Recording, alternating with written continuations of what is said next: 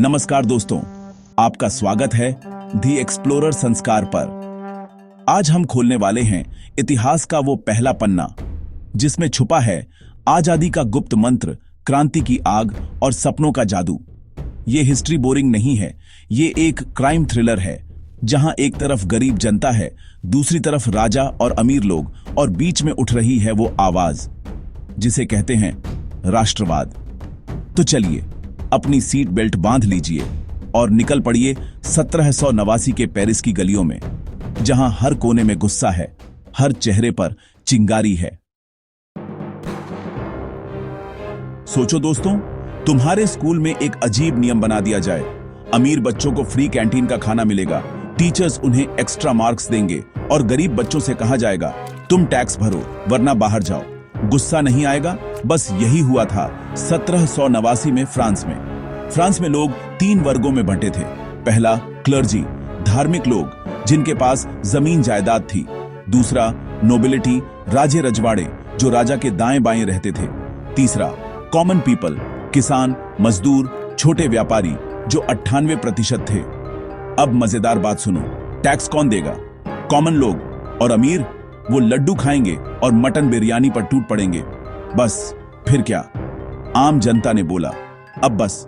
14 जुलाई 1789 को भीड़ पहुंच गई बेस्टिल प्रिजन पर। यह जेल राजा की ताकत का सिंबल थी।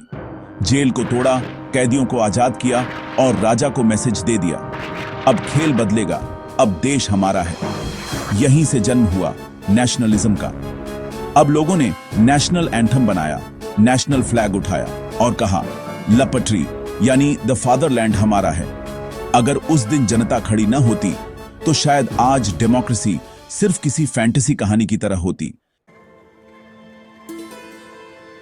अब आते हैं एक पेंटर की कहानी पर। नाम था फ्रेडरिक सोरियो। उसने 1848 में एक ऐसी पेंटिंग बनाई जो आज भी नेशनलिज्म को डिफाइन करती है। इमेजिन करो दोस्तों, पेंटिंग में अलग अलग देश की जनता एक कतार में मार्च कर रही थी, हर किसी के हाथ में नेशनल फ्लैग, सबके चेहरे पर एनर्जी और सपनों की चमक। सबसे आगे यूएसए और फ्रांस थे क्योंकि डेमोक्रेसी वहीं से शुरू हुई थी। उनके पीछे जर्मनी, इटली और बाकी यूरोप के देश, और सबसे ऊपर बादलों में एंजल्स डेमोक्रेसी का आशीर्वाद दे रहे थे। अब सोचो, अगर आज कोई पेंटर ऐसा बनाए तो पेंटिंग में क्या होगा? सबसे आगे इंडिया हाथ में चाय का कप लेकर मार्च कर रहा होगा, अमेरिका बर्गर खाते खाते डेमोक्रेसी बचा रहा होगा, और पीछे पीछे बाकी सब कंट्रीज अपने फ्लैग के साथ सेल्फी ले रहे होंगे। लेकिन असली रहस्य पेंटिंग का मैसेज था। सूर्यो ये कहना चाहता था, भविष्य ऐसा होगा जहां राजा रजवाड़े नहीं, जनता की ताकत होगी, जहां देशों की पहचान ताज से नहीं, नेशनल फ्लैग से होगी। ये सिर्फ कला नहीं थी, ये एक फ्यूचर की भविष्यवाणी थी। और सुनो, कई साल बाद जब सच में जर्मनी और इटली जैसे देश एकजुट हुए तो सबको लगा भाई सोरियो तो सच में हिस्ट्री का नोस्ट्राडामस निकला।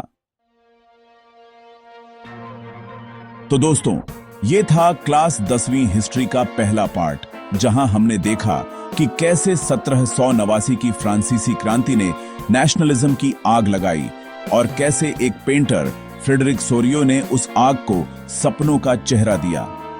हिस्ट्री बोरिंग नहीं है, ये एक थ्रिलर है। अगले पार्ट में हम जानेंगे नेशनलिज्म के असली प्लेयर्स कौन थे, इटली और जर्मनी की कहानी क्या थी। तो जुड़े रहिए दी एक्सप्लोरर संस्कार के साथ, क्योंकि यहां हिस्ट्री है।